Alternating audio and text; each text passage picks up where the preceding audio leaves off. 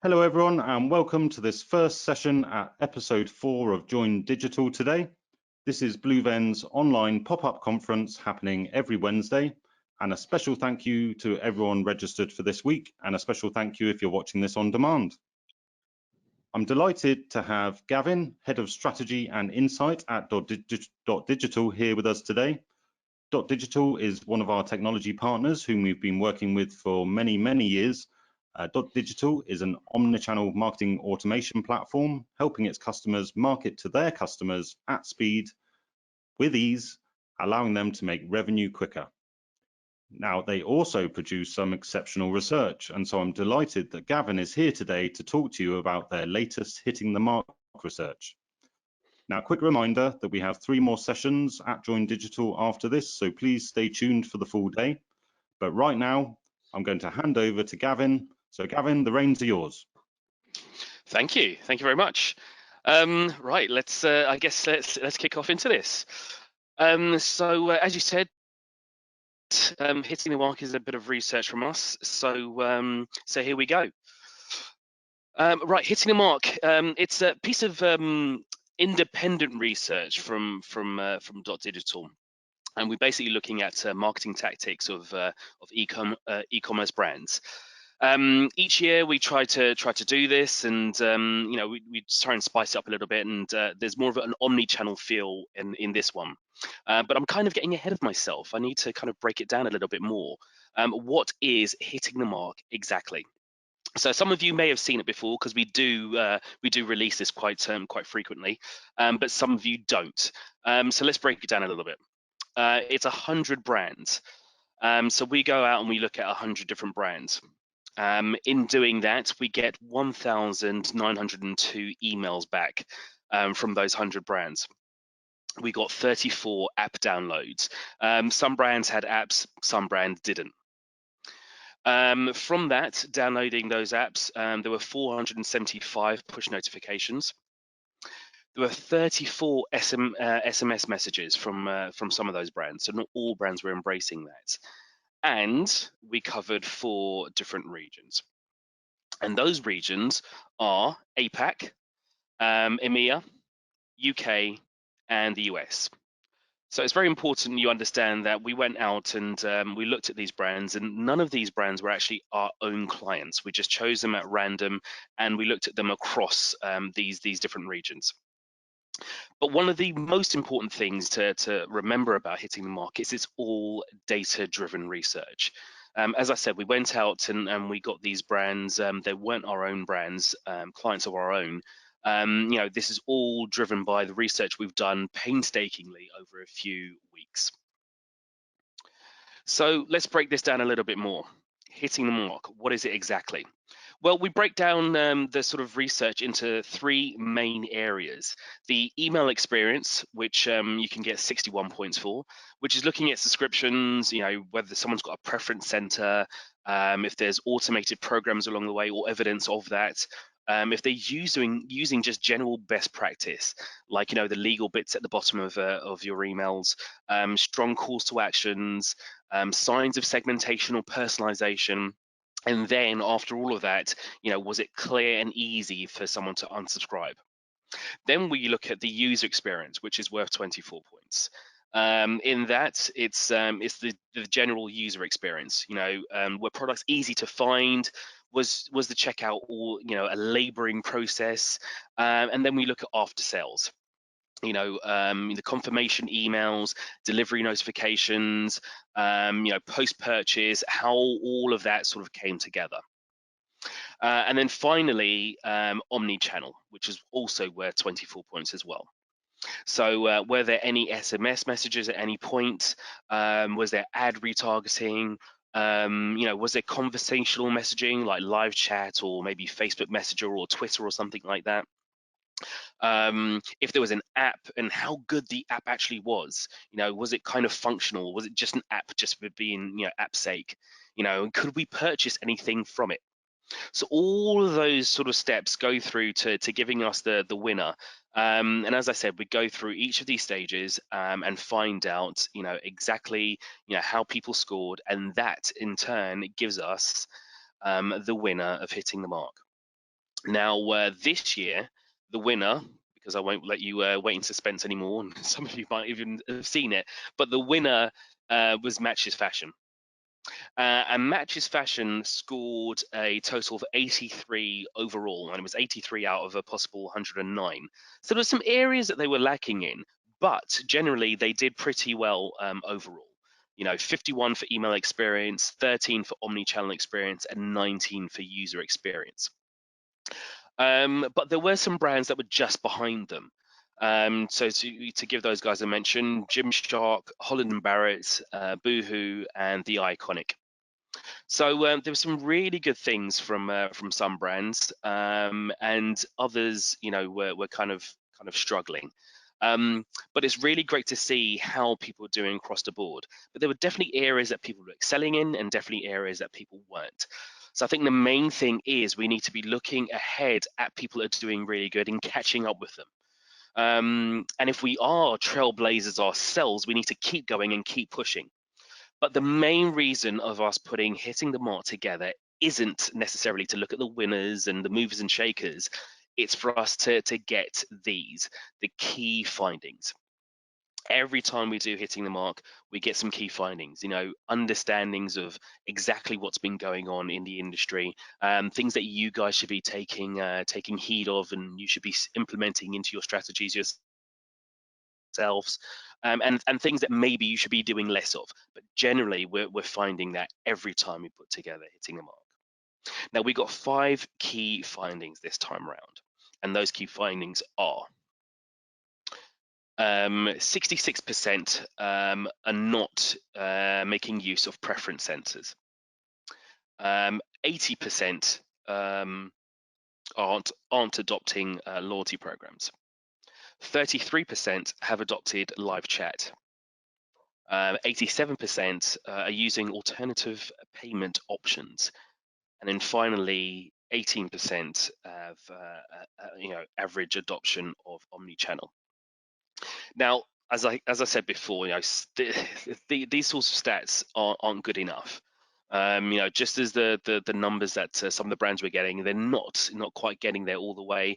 These stats are kind of shocking to me. I love the industry and I love what I do, but these numbers aren't positive enough. They're pretty negative. So what I look at hitting the mark as is not just a benchmarking report, but it's a little bit of a call to arms. It's something to get you pushed in the right direction. As I said, if you're a trailblazer and some of these stats are looking sort of paling in comparison to what you're doing, then great, keep blazing that road. If not, you've got to have to keep up. Because the dangers are out there. It's evident. We've seen brands sort of fall aside. I mean, we've looked at Thomas Cook and Maplin before, who are doing some really great stuff online, but those guys aren't here anymore. So it's not really to scare you, but it's just to show you how you can be doing really well, but just not accomplishing the hitting the mark as we've got it. So less of this preaching now. Let's get directly into it and look at each of these stats here. First off, 66% are not making use of preference centers. We've got to unlock the value in our data. Customers do not like marketing. In fact, they hate it. They see what we say, what we send out as marketing because it's not useful. Our messages become more useful when they're more relevant, and relevant is the key here. But how can you deliver more useful and relevant content if you're not asking people what they want to receive? I've got a few minutes into this and I'm just about to mention it, but GDPR alert. People are more aware than ever how we collect and use their data. So they're happy to share it with us if we use it in a right way. But sometimes we don't even use it at all. Preference centers are best practice for a reason. It lets the customers know that they're in control. If you empower the customer, if you empower them, they'll engage more with you. And more engagement means more loyalty, which in turn means increased sales. So preference centers are very important. So let's look at this first one. This is an example from Foot Asylum. By no means is it the best preference center I've seen, but there's some areas in here which we can use and areas we can improve on. So first off, we've got date of birth here. along with title, first name, and last name.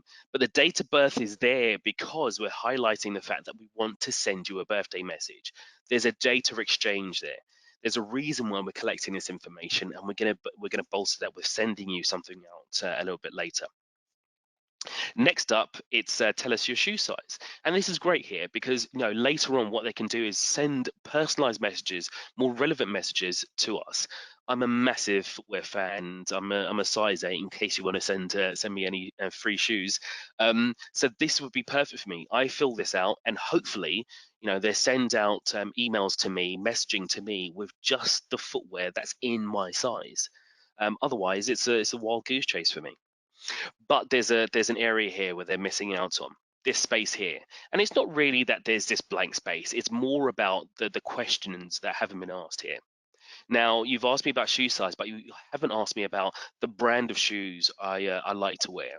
And again, Nike, if you want to send me some shoes, or what I'd like to be wearing them for. So, it might be for basketball, it might be for running, it might just be completely for leisure and looking good. But you don't know that until you ask. So these are really important things. You use the area here well to get the information you need because it's all about relevancy. The more relevant, the better we can make the messages. If you come knocking on my door unannounced on an evening, you're probably going to meet me at the door very angry, especially if I've been sitting down watching my favorite show or something and I'm really engrossed in something. Um, it's people just dropping by unannounced is probably not the sort of thing that you want, but this is happening every time you send a message into people's inbox with no sort of relevance. If you connect and you let people know what sort of things they're going to be getting, then largely you won't be unannounced. If you're using contextual relevant content, none of this should be a problem. From abandoned cart messages and abandoned browse to product recs and triggered campaigns, all of these are more relevant, and they generate 75% more revenue when you're looking at these types of campaigns, especially triggered campaigns. So it saddens me to see that only 5% of brands were delivering contextual relevant content. So what we need to be looking at is making more sense to the consumer of what we're sending out, and content is the only way of increasing this on the channel. An email or any message, for that matter, is going to be timely and more responsive to people if they're triggered properly. Go deeper than just people's first names. Use that, but not just that alone. It's sort of old hat. Tailor your recommendations with images based on what people have been looking at, etc. So it's a really good place to, at the beginning, to collect the data that you need from people. And you do that in the welcome program. So it's a really important program here. Customer acquisition is hugely important. We need to make a good job of making sure that the sign-up process is easy and accessible. People know what they're signing up for, and it's a good start here to sort of building that rapport, that relationship with people. But only 29% optimize the program to be gathering information from people to update the preference sensors and giving them what people want. So let's have a look at a really great start for a welcome program.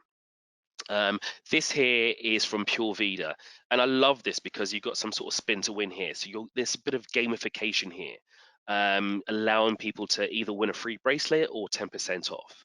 But once you've won one of those two things, straight away you get the email address or phone number. And it's a great way of sort of getting people into your world, collecting that data you need, so later on you can use that. And this is what Matches Fashion did very well. They were clear and concise. They were always collecting data within the welcome program. They were driving or helping to drive loyalty as well. And it was a 3-part welcome program as well, dealing with who they are, knowing more about you, the individual, and also then driving people to make that purchase. So that makes a lot of sense. But they were using great imagery in here as well, using their fashion to make a connection with people. And they were really driving people through to making the next steps, which is hopefully making a purchase. Welcome programs have a great open rate, on average about 82%, is what the open rate is for a welcome program versus, an average of, I guess, about 28% for a regular campaign. So this is the sort of thing you want to be making sure you nail, because it does create the path for the rest of the journey with your customers. So welcome programs and making the whole welcome sign up process a lot easier is going to be very important for you. Next up, 80% aren't adopting loyalty programs. I think we should all make a pledge here that what we need to do is make customers feel valued, and also try to make some sort of emotional connection with customers. Um, that will go a long way, and loyalty helps you to do that. Apparently, 68% of shoppers say that loyalty is a reason that they come back once they've purchased. And once they're loyal, 35% will spend more on your products, even if they're cheaper elsewhere. And 56% will refer to friends and family. So this is the sort of thing we're looking for. Customer loyalty isn't being clearly rewarded for a lot of the customers, or the people that were in this study. 80% of brands are still neglecting the importance of the loyalty program, and what connection that means to customer retention. So editorial helps to collect to connect that loyalty, but also we need to do a lot more here. So let's look at a couple of examples. Norwegian brands, or Norwegian Airways, were great at this, and so too were other brands as well, airlines. So it's something that's going to be struggling at the moment, but loyalty is a great way of doing this. Straight away with Norwegian, you're creating your cash points. So they asking you to get signed up and set up to collect points straight away, because the more points you create here, the more you're going to be connected with the brand, and the more you're going to use them too. In this example here with Cotton & Perks, Cotton & Co, sorry, they have perks. So as soon as you start purchasing with them, you create some perks with them. Each dollar creates a couple of points with them. But the nice thing that they've got about this as well was helping people not just use it online, but use it in store as well. Which is great, especially for now. In store isn't really something that people are going to be taking advantage of, but also, the ability to be shopping online and using those points online. So it's a dual thing. So when we are allowed back in the open again, it's something that you can definitely take advantage of, using two different channels, online and offline. Right, next up, post-purchase. Post-purchase is another tool to help build customer loyalty. When you deliver stellar service to your customers, you want everyone to know about it. After all, shoppers are more inclined to buy with brands that their peers have endorsed. So it seems ludicrous that only 53% of brands didn't request an after-sales post-purchase review email. Now, independent reviews or review companies are vital here, because it lets the customer have the confidence to leave an honest review. So not necessarily a review with you yourselves, but if you're using an independent brand, then that can be really powerful for you. So the post-purchase is a really good stage, and this is a great example I've seen from Belroy. Now, these guys, I admit, they weren't in our study, but this was probably one of the best examples I've seen out there. It looks beautiful, this email, for starters, but it breaks down into three separate areas. I wouldn't necessarily always say break down into three areas into one campaign, but they do it quite well. The first step is, have you settled in yet? So 30 days after getting your product, they're asking you to tell us, how likely would you be to share this brand with friends and family. So that's great. Hopefully you say, yeah, you really would like to share it with friends and family, because then they're asking you to create a story online, using Instagram, using the hashtag and their to share the story. And if you had a good experience, then great. That's a built-in story for them, building up some UGC, user-generated content. And then finally, you're having a great time with these products. Well, maybe look at the other products in the range as well. So 3 areas here: getting people to review, getting people to share socially, bringing in another channel, and then finally getting them to jump on board and buy some other products as well. It's a really great example of post-purchase here from Belroy. Content and design is also something else as well that can help to promote loyalty. Sometimes it's given a bit of a backseat, but it's massively important to how hard you hit the recipient between the eyes. Some emails are language led, others are a visual feast, but when you put both of them together, it really does make a massive impact. With content, we found that 66% of brands weren't delivering the kind of content that helps establish a relationship. 93% of brands delivered messages that were responsive, and I can't swear, but this makes me really flipping happy. I mean, this shouldn't be something that we speak about anymore. Emails or messages that are completely responsive should be part and parcel. That should be second nature. That should be something that we are just doing off the bat. So these are things that we should be looking at. But then going further into content and design, we should be looking at more. Good design is more than just filling up the space, just more than looking pretty. Good design tells a story behind the brand. It's short, but it's engaging. There's clear calls to actions, and there's enticing subject lines. Subject lines are massively important, and it sets you up to get people to come into your world and actually open up the message that you sent. So these things are really important. So when it comes to design and content, you've got to get all of these components in together nicely.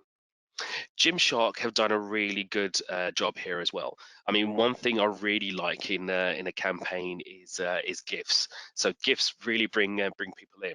But 12 seconds. Think about that. 12 seconds is all you have. On average, a subscriber spends 12 seconds looking at your email. Busy, cluttered emails are going to get overlooked very quickly. Oversaturation is not what you need. Sort of minimal text, keep it punchy, and sort of bold imagery is what you're looking at. It sounds kind of strange, but giving your eye room to breathe is what we're looking for. Not too much clutter. The secret to good design is, to keep your eye sort of drifting around things and giving the user a good idea of what they should be clicking on. So as I said, the image, the GIF is really great. The shop now is clear, but if you look at the whole email itself, it's really nice to see the different areas, the different products in here. So it's a really nice email, nicely put together, and it really draws you in. Right, next up, 33% of brands have adopted live chat. This is one of the most significant shifts that we've seen in with e-commerce brands. That was the adoption of live chat. A staggering 71% of brands are either using bots or employing teams to help offer prospects and customers a way of getting in touch, or another way of getting in touch. But it wasn't always obvious that it was there. So brands probably need to go the whole way of just showing that live chat is here and we are here to help as well. As I said, 33% of brands made live chat prominent. 64% responded within 60 seconds, and that's kind of what you need as well to make sure that that if you're going to have live chat, people can message you and they're getting a response very quickly back. We've seen a rate of people sort of adopting live chat, and it's great for us as well. I mean, we've had a product release. Live chat is definitely in that product, and there are more and more features now being released in our live chat tool. So that's great for us to see. And also, we're baked into Magento 2. So if you do have Magento 2, you'll see that the live chat feature that is part and parcel of it is actually from us. So it's great to see that people are adopting it and using live chat more and more. And it's probably one of those things at the moment that can be used really well. Your shop floors aren't full. You can't have people in store. So those employees that you had that are well trained in store, they know the products inside and out. Get them using live chat. We've seen some really great take up with that sort of thing.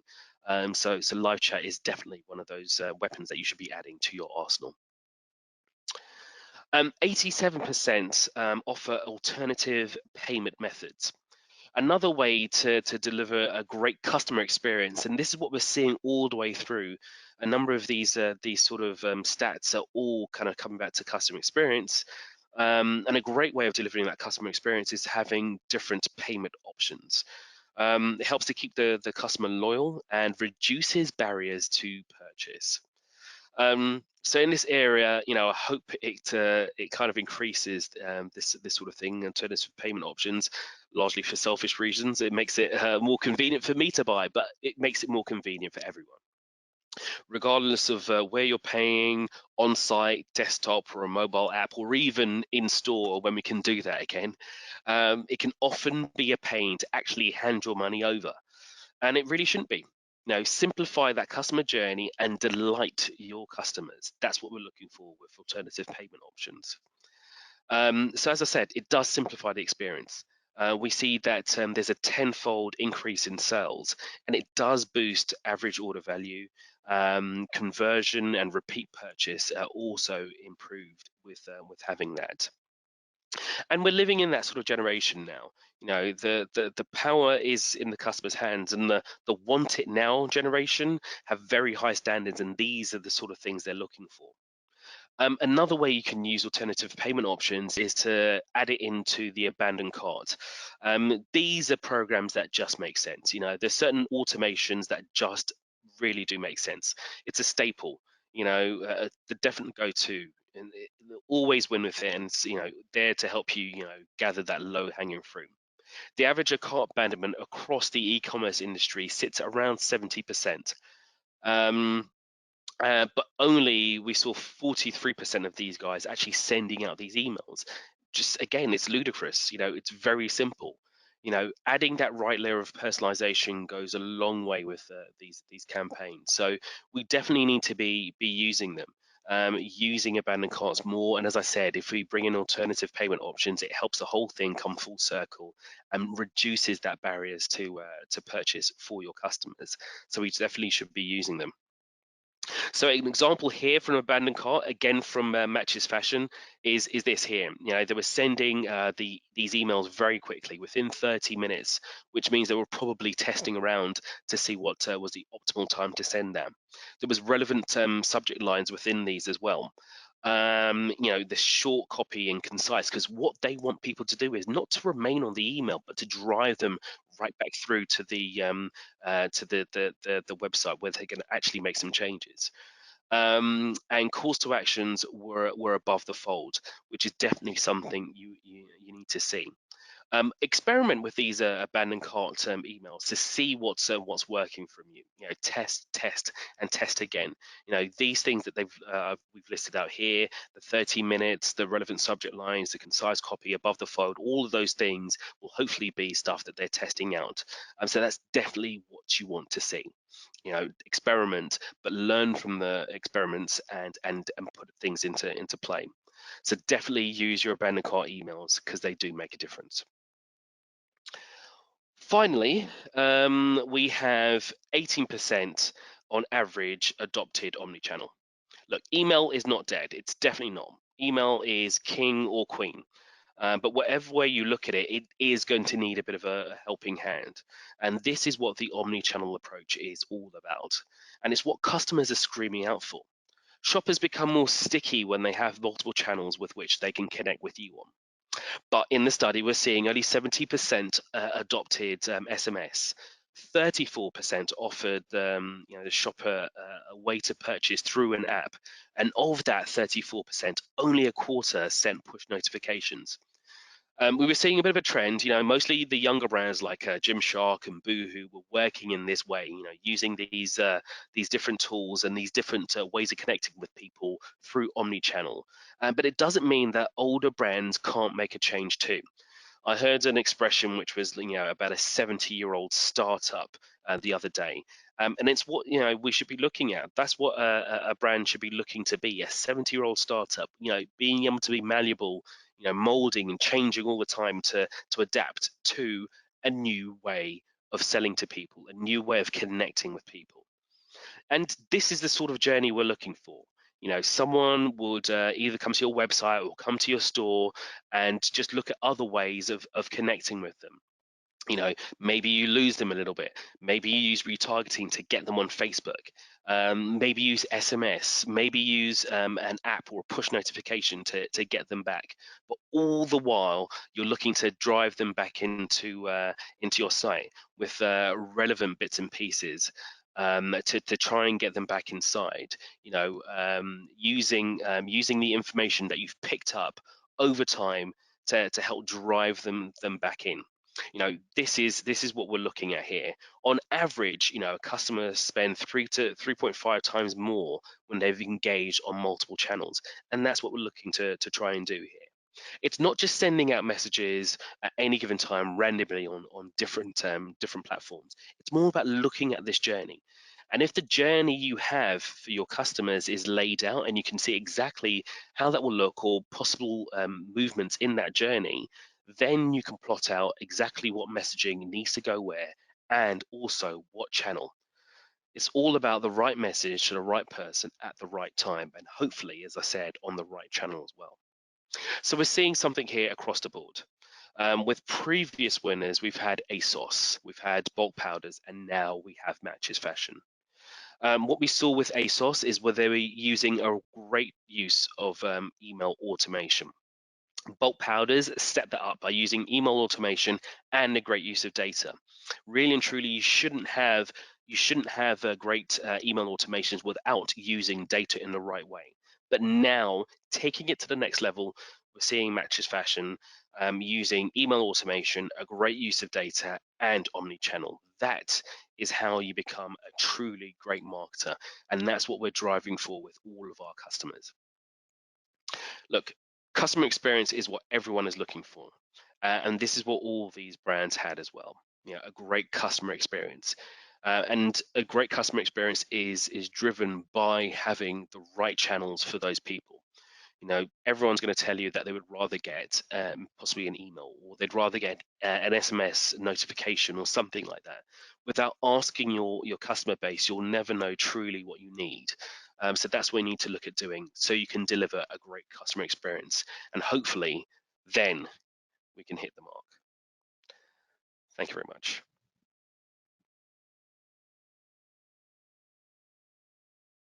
Fantastic. Thank you so much, Gavin. That was incredibly useful. And I know myself that you're hitting the mark research is something I always look out for. Good. Just to just a reminder, Gavin's shoe size is a UK size 8. And you can find his contact details, I'm sure, on the .digital website. So if you do want to send him some shoes, go ahead. I'm a size 11, by the way. Anyway, well, there you go. Get the plugs in there.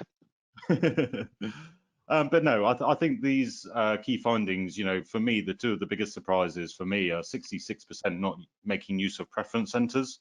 I know, use of preference centers, there's a lot of people thinking about contact fatigue these days. That's your chance to get your customers to tell you what to talk to them about, when to talk to them, how frequently to talk to them. So yeah, definitely a tactic to look at. And cart abandonment, still quite high. Brands not using that. So yeah. Yeah.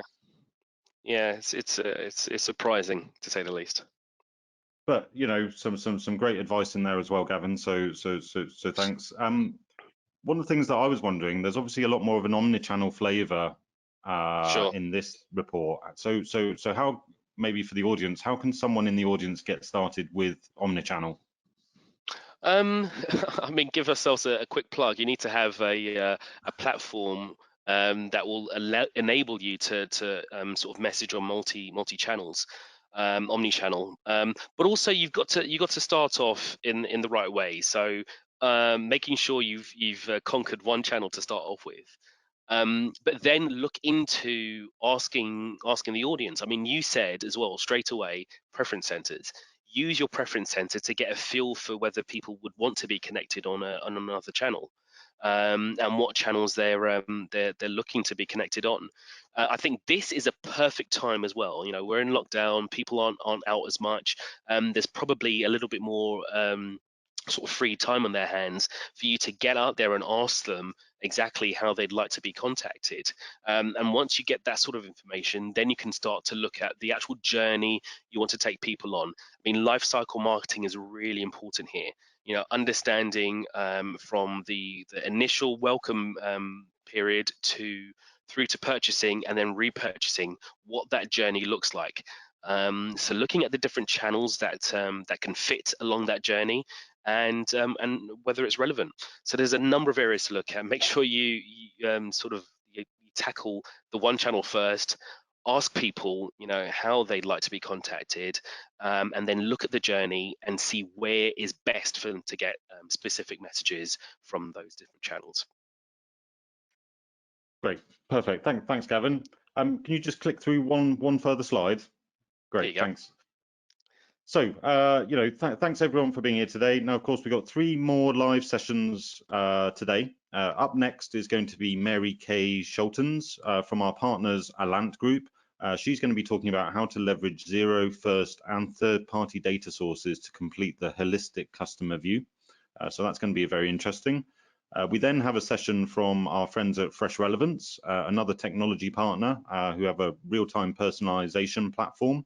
That session is entitled E-commerce Marketing, 3 Strategies to Come Back Stronger After a Crisis. And then we actually close the day out with our last session where we welcome back our partners at Allant Group, who are going to be discussing how to maximize the value of data using advanced analytics. And that's Jimmy Yee from Allant Group joining us for that one. I do want to say, if you enjoy any of the sessions here today, including Gavin's session, then you can you know, carry on registering for Join Digital for future sessions. Where these are happening every Wednesday. It's the same format every week, 4 sessions, each half an hour long. So yes, please do check that out. And of course, we are going to have all the sessions from today available on Friday, May the 15th, later this week on demand. And we'll be alerting you by email when they are ready. Okay, so thanks very much. I hope you have a lovely rest of the day, evening, morning, wherever you happen to be. Thanks once again for being part of Join Digital, and goodbye everyone from me and from Gavin.